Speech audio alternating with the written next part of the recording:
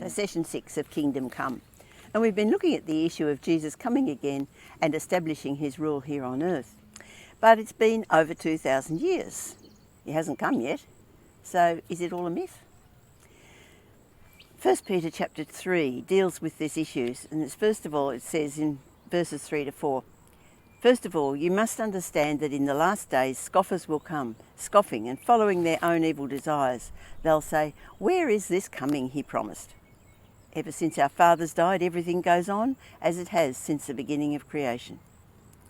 But he reminds them that it was exactly like this when the flood came, that people were just going about their daily lives and they were caught unawares, except for Noah, who heeded the warning of God. The fact that life's been ticking over for 2,000 years doesn't negate the notion of Jesus coming again.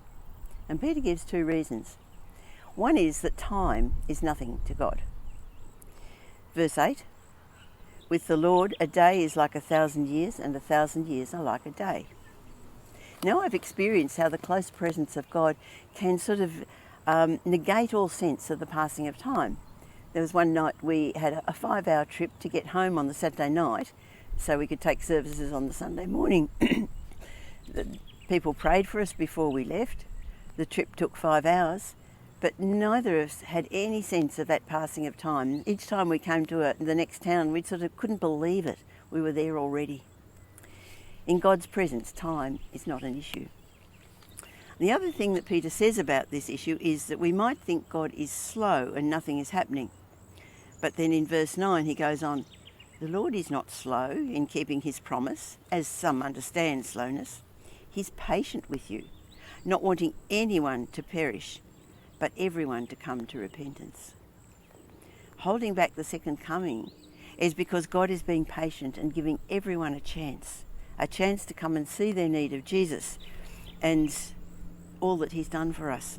Because the second coming of Jesus will bring judgment, and God gives us every opportunity to avoid that.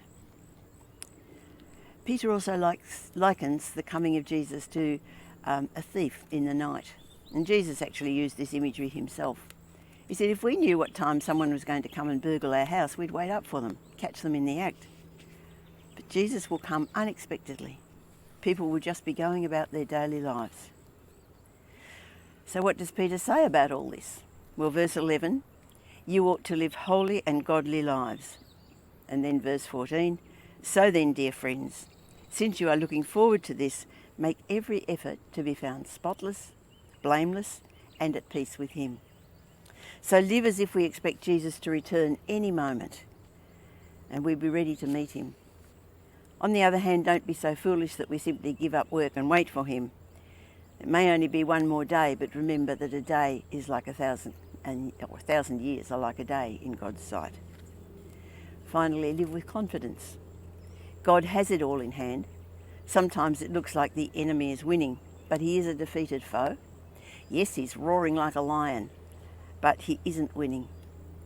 He wants to instill fear in us, but Jesus is Lord. One day he will return to establish his rule, and his kingdom is a kingdom of peace, love, and righteousness.